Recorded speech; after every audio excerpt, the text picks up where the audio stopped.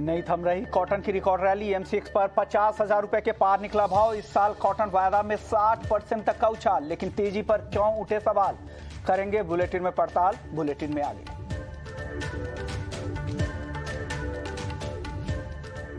ग्वार में आज बिकवाली का माहौल। ग्वार सीड का वायदा 6,100 रुपए के नीचे। ग्वार गम वायदा 1% की कमजोरी के साथ 11,700 रुपए के पास। गेहूं एक्सपोर्ट पर बैन से ट्रेडर्स में मची खलबली। मुंद्रा और कांडला पोर्ट पर हजारों गाड़ियां फंसी। एक्सपोर्टर्स ने माल लेने से किया मना। ट्रेडर्स को बड़े नुकसान की आशंका। अब विदेशी बाजार के साथ घरेलू बाजार में भी रिकॉर्ड स्तर पर पहुंचा भाव।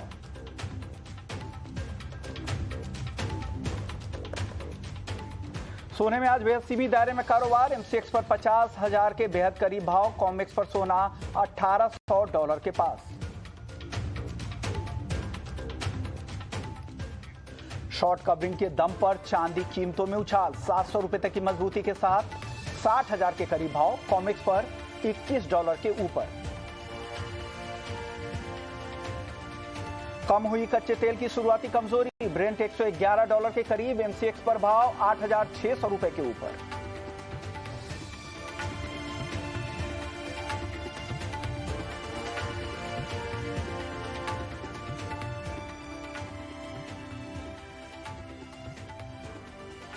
नमस्कार, स्वागत है आपका कमोडिटी निवेश में, जहां हम आपके कमोडिटी से जुड़े तमाम सवालों के जवाब देंगे। साथ ही कमोडिटी मार्केट में ट्रेडिंग रणनीति बनाने में हम आपकी मदद करेंगे। सवाल पूछने का तरीका बेहद ही आसान है। आप हमारे नंबर 9136933408 पर अपने सवाल हमें व्हाट्सएप करें। अपना नाम भेजें, शहर का नाम भेजें, फिर अपने सवाल भेजें। अगर आप व्हाट्सएप नहीं करना चाहते तो आप हमारे सोशल मीडिया पेज के जरिए भी अपने सवाल भेज सकते हैं। फेसबुक हो या इंस्टाग्राम हो, ट्विटर, आप इनके जरिए भी अपने सवाल हमें भेज सकते हैं। और आपके सवालों के जवाब देने के लिए हमारे साथ दो मेहमान हैं। भूपेश शर्मा है, टेक्निकल एक्सपर्ट है, और साथ ही जिगर धर्मशी है मोतीलाल ओसवाल से। लेकिन सबसे पहले कुछ बड़ी खबरों का रुख कर लेते हैं। सबसे पहले व्हीट की अगर बात करें तो रिकॉर्ड ऊंचाई पर भाव व्हीट का घरेलू बाजार में भी पहुंच गया है। इंटरनेशनल मार्केट में भी आज गेहूं के दाम में करीब करीब 5% तक की तेजी दिखी गई है। जिस तरह से वीकेंड पे सरकार ने एक अहम फैसला लेते हुए गेहूं के एक्सपोर्ट पर पाबंदी लगा दी थी, रिस्ट्रिक्टेड कैटेगरी में डाल दिया था। अब दूसरे सरकार जहां पर बहुत ही जरूरी होगी तो सरकार के आदेश के बाद वहां पर एक्सपोर्ट की इजाजत दी जाएगी। और देखिए घरेलू बाजार पर सेंटिमेंटल इंपैक्ट यहां पर, क्योंकि उन्हें लग रहा है कि घरेलू बाजार में भी सप्लाई की दिक्कत हो सकती है, उसका यहां पर असर देखने को मिल रहा है।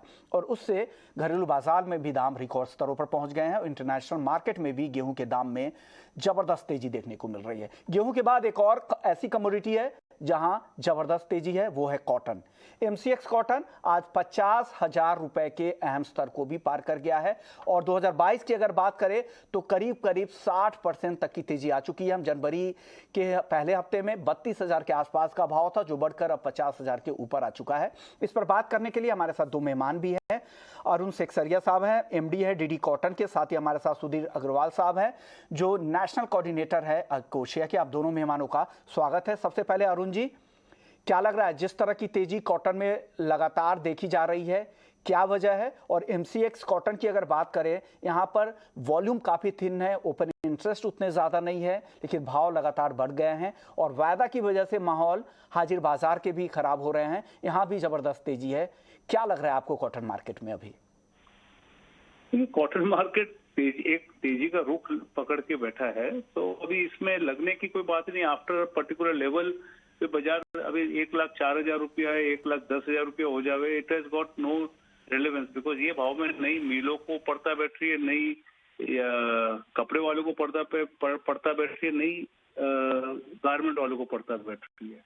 अभी जो मिल वाले माल ले रहे हैं उनके पास कोई चॉइस नहीं है, बिकॉज उन लोग हैंड टू माउथ पे चल रहे थे और उन लोग को माल लेना कंपलसरी है।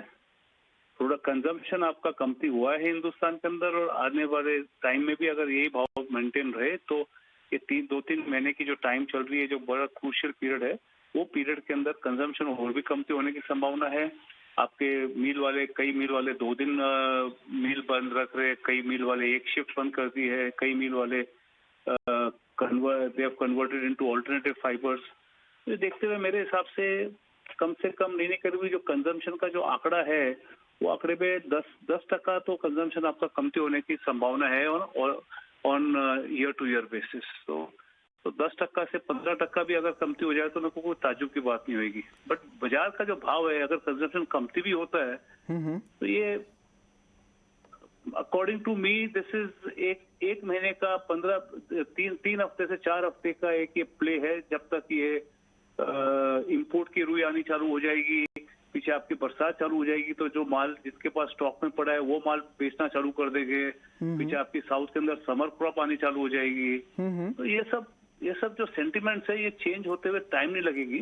बट ये तेजी जो है वो तेजी है। अभी इसके अंदर this is purely demand driven तेजी, और इसके अंदर ये कहना कि भाई कोई स्पेकुलेटर इन्वॉल्व है कि कोई होल्डर इन्वॉल्व है, मैं नहीं मानता हूँ कि ये बात सही है, because this is purely demand driven तेजी। ओके सर, एमसीएक्स पे लेकिन वॉल्यूम बहुत ज़्यादा नहीं है। अभी देखिए तो ओपन इंटरेस्ट में देखिए तो 2768 के ओपन इंटरेस्ट है, लॉट में बात करें तो 996 लॉट में ट्रेड हो रहा है।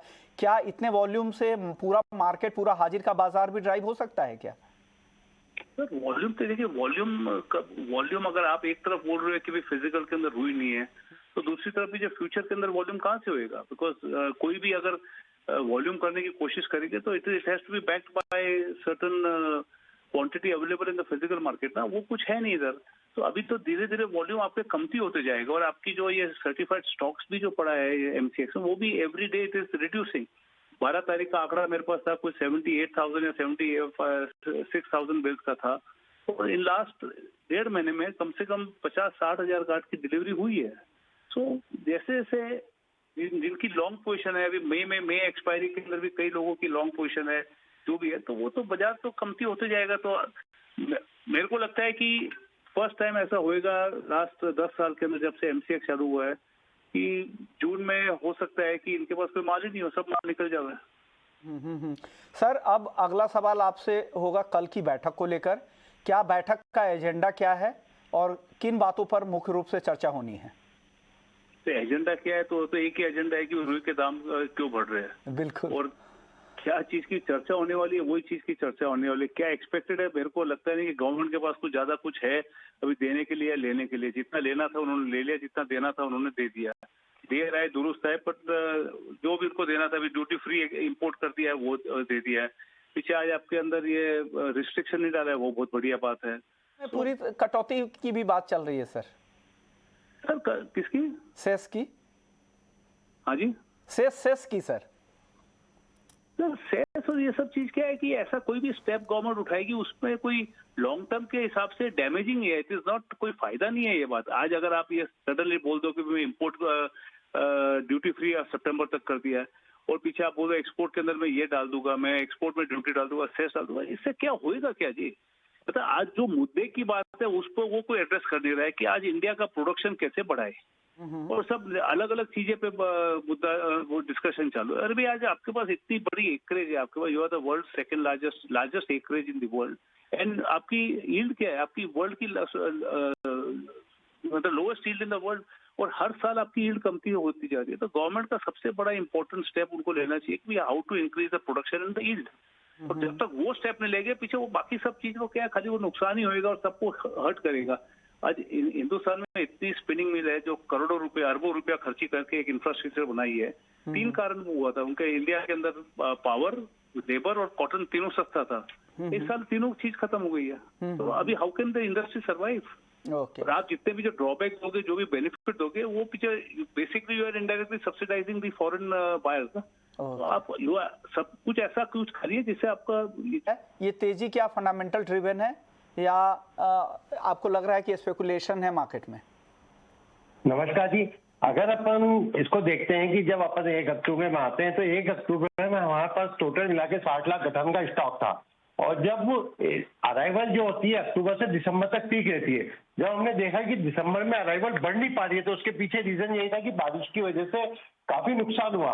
हालांकि क्या होता है कि सीसीआई के पास काफी स्टॉक रहता है जिसकी वजह से पूर्ति हो जाती है। दिसंबर में हमने एक वेबिनार किया था कॉटन इंडस्ट्री वालों ने कि क्या है रीजन है, कि क्या है क्रॉप है। जब हमने एस्टिमेट लगाया कि हमारे पास एमपी, महाराष्ट्र, गुजरात, राजस्थान, सभी दूर के लोगों ने, कॉटन के दलाल भी थे, जिन्हें थे, सभी ने ये कहा कि इस साल कॉटन की फसल बहुत खराब है।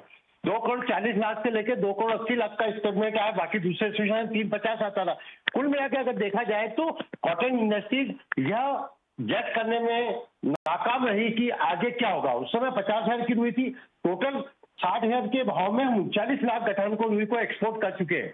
अगर हम कॉटन इंडस्ट्रीज के लोग यही कहते रहे कि एक्सपोर्ट इंपोर्ट को है ना थोड़ी सी ड्यूटी फ्री कर दी जाए, ये नहीं कहे कि ये अगर रुई अपने बाहर चली जाएगी तो अपने को दिक्कत आ गई। आज 1,10,000 और 20,000 में अगर इंपोर्ट करके क्या कर लेंगे? अगर 6 महीने के अंदर अगर जो रुई बाहर जा रही थी 60,000 और 65,000 में, उसी चीज को रोक लेते हैं। या अपन कभी किसी को मिसगाइड नहीं करते कि अगर अपने यहाँ रुई का आज भी मिसगाइड हो रहा है। आज अभी जैसे सीआईए का कल फिगर आया था 2,77,00,000 का अभी तक आया है और 3,23 का इनका फिगर आया है, मुश्किल से 45 लाख गांठ।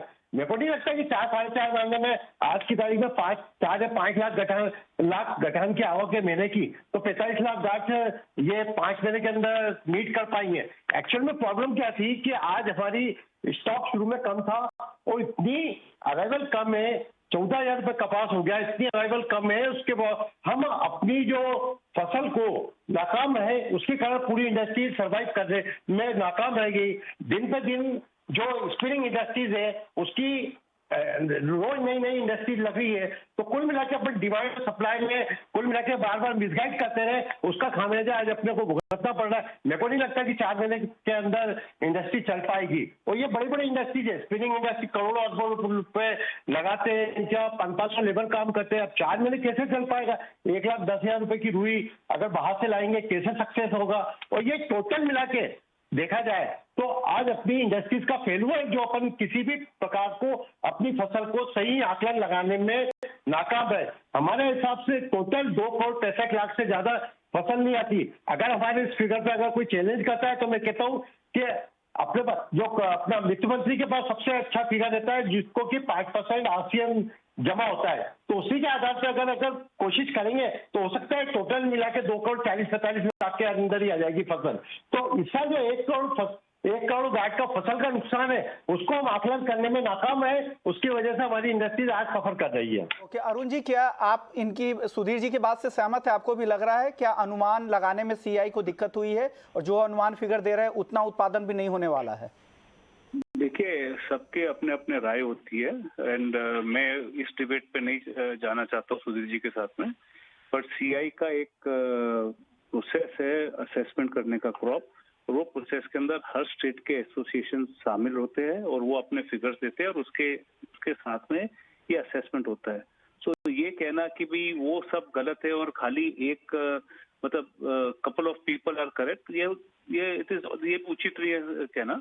बट यस, हर जगह हर टाइप के हर ऑनर से अलग अलग आवाजें उठ रही है कि क्रॉप कमती है, क्रॉप इतनी नहीं है।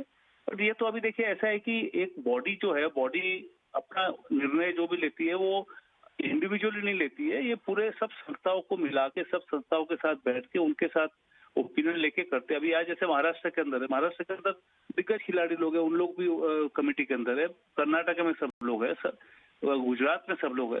So I don't agree with his assessment कि भाई 300, 240, 260, 270 लाख का है, because as per CI records and as per CCI also the crop arrivals are already more than 270 lakh bales. So ये कहना कि 240-50, but anyway वो debate is a separate debate. But कहने का मतलब ये है कि आज हिंदुस्तान के अंदर क्रॉप कमती है, यस, जो प्रोजेक्ट की गई थी और जो आज है उसके अंदर काफी फर्क है। उसके साथ साथ में कंजम्पशन भी काफी घटा है, उसके साथ में जो एक्सपोर्ट के जो एस्टिमेट थे वो भी कमती हुए हैं। तो ये सब टोटली एक क्यूमुलेटिव नंबर लेना पड़ेगा और हर महीने मीटिंग होती है, हर महीने के अंदर वो असेसमेंट होता है और हर महीने के बाद में वो नंबर्स रिवाइज होते हैं, वो अपवर्ड और डाउनवर्ड। तो अभी अल्टीमेटली क्या होता है वो सीजन के आखिर में पता चलेगा, बट यस, क्रॉप कमती होने की संभावना पूरी है। ओके, यानी अरुण जी भी मानते हैं कि उत्पादन कम होगा और सीआई को के भी डेटा लगातार नीचे की तरफ ही आ रहा है। अब जो नए डेटा आए हैं वो है 323 लाख गांठ के अलावा, लेकिन सुधीर जी को लगता है कि आने वाला समय में इससे भी कम उत्पादन रह सकता है। शुक्रिया सुधीर जी आपका, अरुण जी आपका, आप लोगों ने वक्त निकाला और कॉटन मार्केट का पूरा आउटलुक समझाया।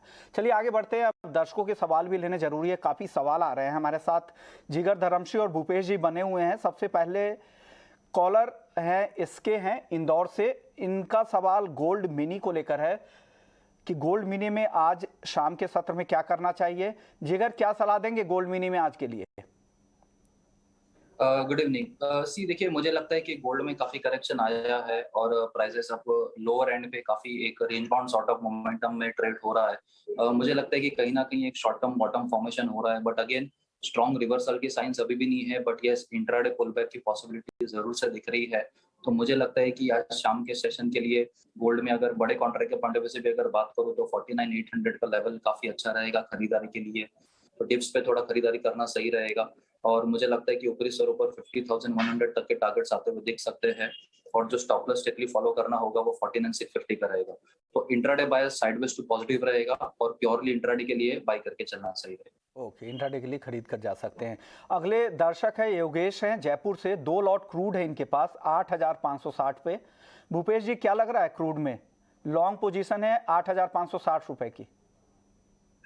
नमस्कार विश्वमान जी। नमस्कार सर। क्रूड में शाम के सेशन में मुझे 8,470 के नीचे इनको स्टॉप लॉस मेंटेन करना चाहिए। 8,470 के नीचे मई वायदा अगर चलता है तो नीचे में मुझे क्रूड में एक शाम के सत्र में गिरावट दिखती है, जो कि गिरावट से 8,370 और उसके नीचे 8,260 रुपए तक आता हुआ समझ आता है लॉन्ग पोजीशन से।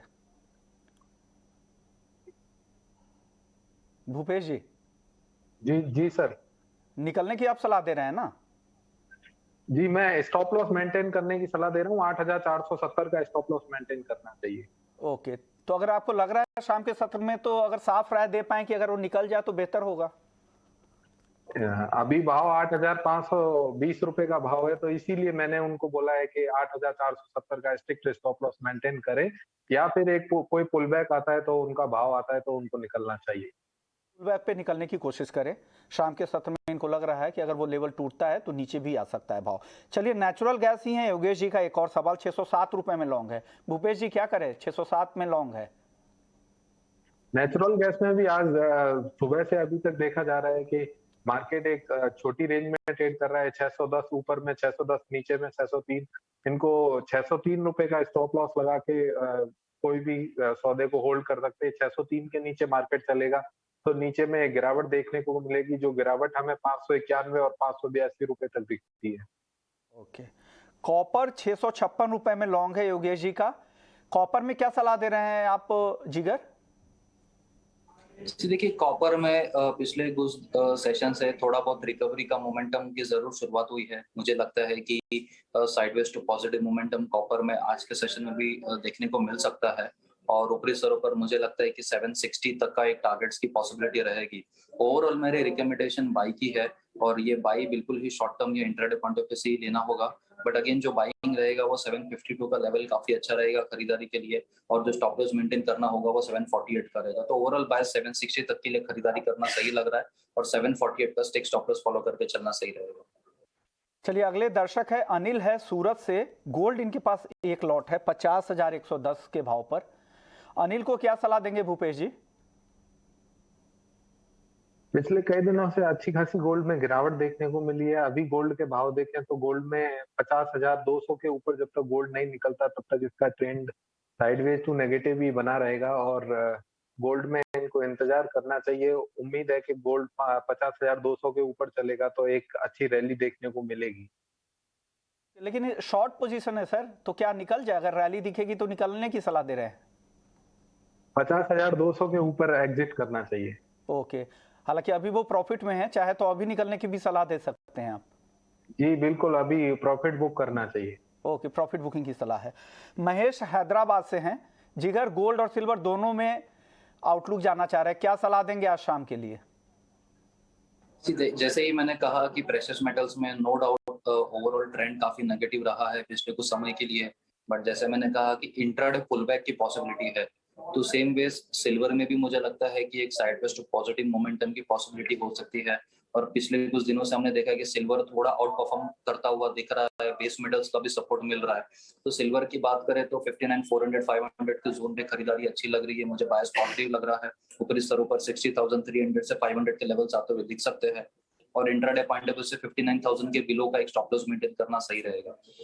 साथ ही में अगर गोल्ड की बात करें तो जैसे मैंने व्यू दिया कि मुझे इंट्राडे पुल बैक लग रहा है, तो 49,800 850 अच्छा बाइंग लेवल रहेगा, और ऊपरी स्तरों पर 50,100 तक की अपसाइड लिमिटेड रहेगी, और 49,650 का एक स्टॉप लॉस मेंटेन करके चल सकता है। तो गोल्ड सिल्वर दोनों में ही बाई की सजेशन रहेगी, और बिल्कुल ही इंट्राडे के लिए मोमेंटम होल्ड करके चलना है अपसाइड के लिए। चलिए अगले दर्शक है लोकेश हैं राजस्थान से। जिंक इन्होंने 323 रुपए 60 पैसे पर खरीद रखा है। लोकेश जी को क्या सलाह देंगे भूपेश जी? इनको जिंक का सौदा मेंटेन रखना चाहिए। अभी जो भाव 310 रुपए है, उम्मीद है कि आने वाले 2 से 3 ट्रेडिंग सेशन में जिंक 321 रुपए आसानी से देखने को मिल जाएगी। स्टॉप लॉस क्या लगा ले सर? आज के दिन में भी जिंक में लेकर काम करना चाहिए। 309 रुपए 70 पैसे का दाम है। 308 रुपए के नीचे का स्टॉप लॉस मेंटेन करके जिंक में व्यापार करें और ऊपर में टारगेट रहेंगे 313 रुपए और 318 रुपए। अगले दर्शक है अभिषेक हैं बिहार से। सिल्वर मिनी इनके पास 5 लॉट है, 61,000 के भाव पर खरीदा है, लॉस हो रहा है, क्या सलाह देंगे जिगर इनको? देखिए, जैसे मैंने अभी कहा कि सिल्वर एक पुलबैक का मोमेंटम है, नो डाउट ट्रेंड रिवर्सल नहीं है, ये सिर्फ इंट्राडे पुलबैक लग रहा है कि प्राइसेस में थोड़ी बहुत तेजी आ सकती है, बेस मेटल्स का सपोर्ट मिल रहा है। तो मुझे लगता है कि एक बार 60,300 तक का लेवल एक बार ऊपर में आता हुआ दिख सकता है। तो वो लेवल्स आता है तो वहां पर मिनिमम लॉस एक बार बुक करके एक बार एग्जिट करने को देख सकते हैं। जो बड़ी तेजी है सिल्वर पे वो मुझे लगता है कि 62,200 का लेवल है, अगर वो ब्रेक होता है तो ही बड़ी तेजी दिखेगी, अदरवाइज प्राइसेस एक साइडवेज टू लोअर एंड में ही ट्रेड करेंगे। तो 60,300 के पास आता है तो एक बार एग्जिट करने का सोच लेना चाहिए। ओके, 60,300। आप सिल्वर मिनी पर क्या राय दे रहे हैं भूपेश जी? आज के सत्र के लिए सिल्वर का बाजार मुझे पॉजिटिव दिखता है। उम्मीद है कि ऊपर में 60,600 और ऊपर में 61,600 तक के लेवल देखने को मिले हैं। 61,000 की इनकी बाइंग है, क्या इनके बाइंग के ऊपर भाव आता दिख रहा है भूपेश जी आपको? होल्ड करे?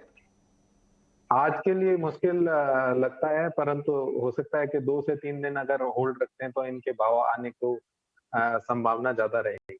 ओके, 2 से 3 दिन होल्ड करने की सलाह भूपेश जी दे रहे हैं। हालांकि जिगर का मानना है कि पुल बैक पे निकलना चाहिए। अब देख लीजिए, अगर होल्डिंग कैपेसिटी है तो कोई एक स्टॉप लॉस बता दीजिए भूपेश जी, अगर होल्ड करेंगे 2-3 दिनों तक तो। जी, इनको 58,600 का स्टॉप लॉस मेंटेन करना चाहिए। ओके, तो अभिषेक जी 58,600 का स्टॉप लॉस लगा ले, फिर होल्ड करें अगर भूपेश जी को आप फॉलो कर रहे हैं तो। चलिए अब अगले दर्शक राकेश हैं मेरठ से। कॉटन 47,400 रुपए पर खरीदा है, जानना चाह रहा है कि क्या करना चाहिए। जिगर क्या सलाह होगा कॉटन पर? रिकॉर्ड रैली जारी है, मुनाफे में है, कि अब क्या सलाह दे रहे हैं इनको? देखिए, ऑलरेडी काफी प्रॉफिट में है, 50,000 के करीब के ऑलमोस्ट क्लोज टू प्राइसेस आ चुके हैं, काफी हद तक हम रैली देख चुके हैं और इनकी खरीदारी भी निचले स्तरों पे है। तो मैं इनको रिकमेंड करूंगा कि 48,200 300 के आसपास एक स्टॉप लॉस ट्रेल करके चले, ट्रेलिंग स्टॉप लॉस लगाते हुए चले। अभी भी कोई रिवर्सल की साइन नहीं है कॉटन में, बट जैसे काफी एक्सटेंडेड रैली हो चुकी है तो बहुत ज्यादा रिस्क भी नहीं लेना चाहिए। तो ट्रेलिंग स्टॉप लॉस लगाए 48,200 और 300 के जोन में और अपनी पोजीशन को होल्ड करे। मुझे लगता है कि 50,200 का लेवल अगर ब्रेक करेगा तो और ये मोमेंटम कंटिन्यू करेगा अपसाइड के लिए। तो 200-300 रुपए के साथ अपना स्टॉप लॉस ट्रेलिंग करते हुए चले इस रैली में। ओके, क्योंकि जो भी प्रॉफिट आया है उसको घर नहीं, उसको वापस नहीं जाने दें, इसलिए ट्रेलिंग स्टॉप लॉस के साथ ही ट्रेड करें ताकि वापस से नुकसान में ना आ जाएं।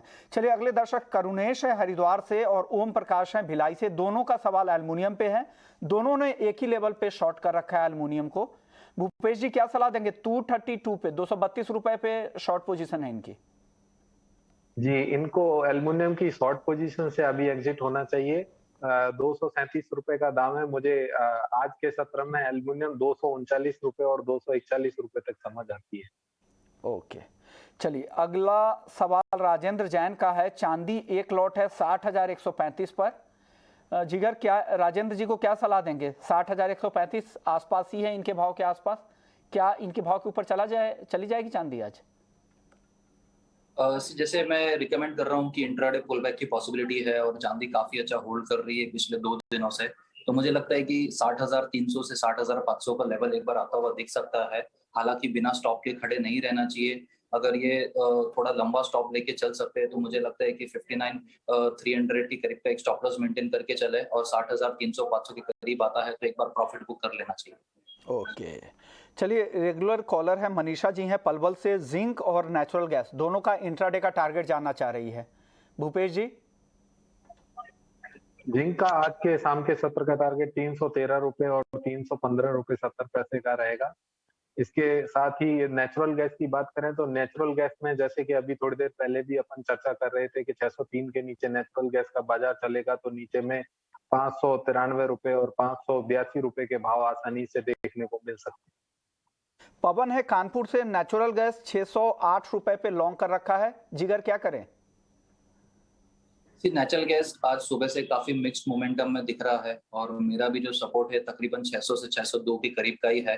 तो मुझे लगता है कि 600-602 के रेंज में 6 स्टॉप लॉस फॉलो करना चाहिए और ऊपरी स्तरों पर अगर ये मोमेंटम अगर अपसाइड आता है तो भी मैं एक्सपेक्ट करता हूँ कि 615-17 के ऊपर प्राइसेस सस्टेन नहीं कर पाएंगे। तो इनकेस 615-17 तक आता है तो वहां पर एक बार एग्जिट कर लेना है और स्टॉप लॉस 600-602 के बीच में रखना है। ये लेवल्स अगर ब्रेक हो जाता है तो मैं एक्सपेक्ट कर रहा हूँ कि 580 के लेवल भी पॉसिबल हो सकते हैं। लोकेश है राजस्थान से, गोल्ड सेल है इनका 2 लॉट 49,735 पर, क्या सलाह देंगे भूपेश जी?